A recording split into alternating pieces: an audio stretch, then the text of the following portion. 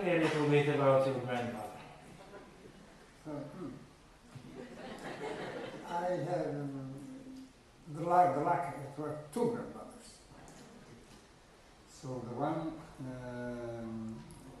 was from the United States. His name was Ruby Hammond. She came in Italy at the beginning of the last century and married a Napolitan, Adolfo De Luca, and given English names to her sons. So I bring the name of my uncle, whose name was Harry, with H and U.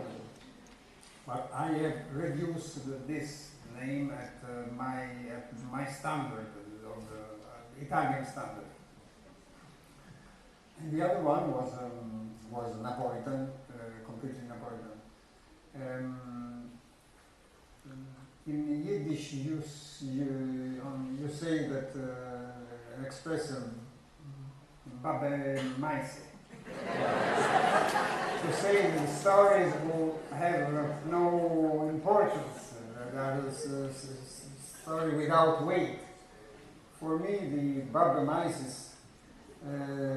have been full of weight and of influence. Who was the more influential grandmother, the Napolitan or the American? The Napolitan. The Napolitan, and my first language was Neapolitan.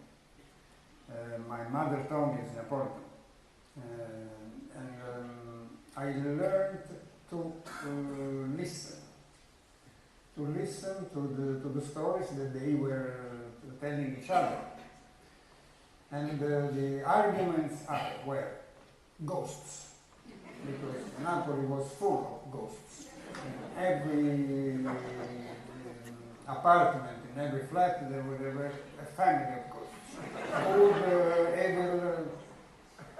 Well, my grandmother would like to have some of the people ghosts as fast as possible, but it didn't happen. From our side, we didn't leave the ghosts in peace. Always we called the ghosts to help and to give some in the dreams some good number to play and for win in the lottery, and to help in any matter of our lives. Always there was a religion of the dead, a religion very without respect. The dead were forced to stay there. We have a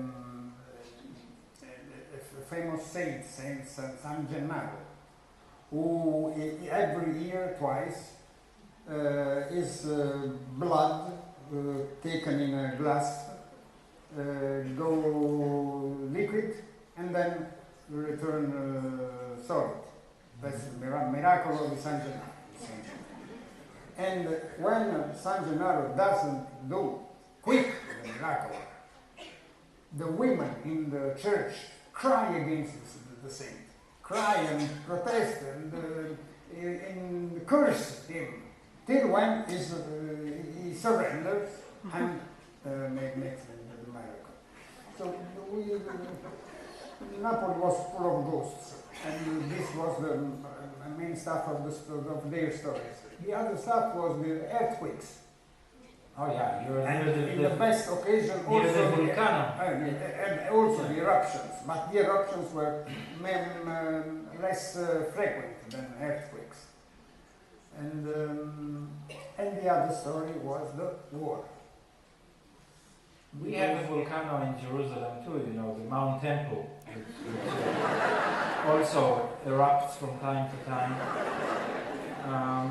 But I think this the vicinity of Mount Vesuvius, do you call it Vesuvio? I mean, how is it like to live under this constant threat, you know, this angry old mountain above you, with you know, big successes in the past? Do you feel the presence of the volcano in your life, or you just ignore it? No, it's a strange question from an Israeli.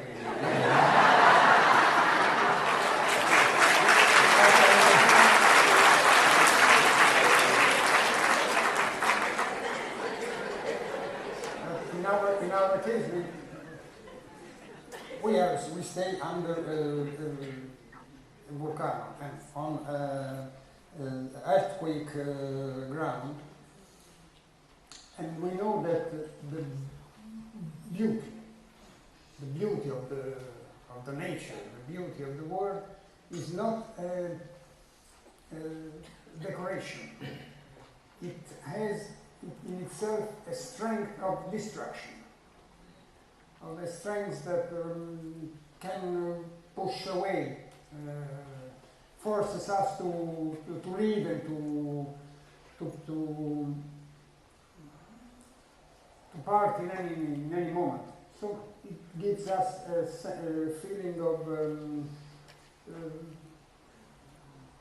being like some passerby, and not owner of the place. We are some hosts of this beautiful. Did your grandmothers tell you any sort of magic stories about the mountain, about Vesuvio? No. Vesuvio is the nightmare of the Neapolitans. They never joke with it. Why don't you just go and live somewhere else? You know, why build a city, a town under a volcano? Human beings, civilization have placed their beds near the worst dangers from the Japan, Bangladesh, all the California is on the big, waiting for the big earthquake, and you, so human beings are very. We came back here. I mean, this is. That's a yeah, but we. È un aggravante, come si dice.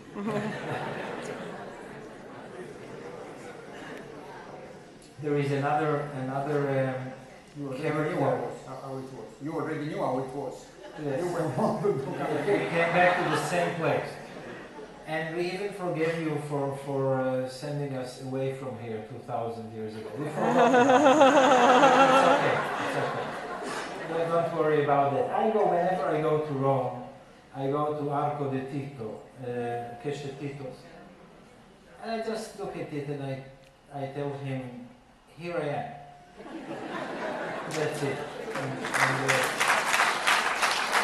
And still alive. The Romans have found in this ground the most hard resistance, no? Uprising during more than 1 century, because they wanted to impose the polytheism to the people who has invented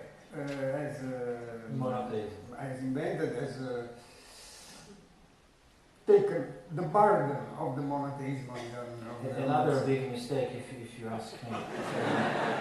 I think when God lived with some other gods, he was much more relaxed and pleasant. It was much nicer. Now that we invented monotheism, we just doomed him to loneliness, and this is why he is on us all the time. That's why he's bored. That's why he needs it. He needs company. Yes, he needs it. But he or she needs it. It's a he. It's a he, Erri. It's he. It's a male. Yes. Women don't behave like this.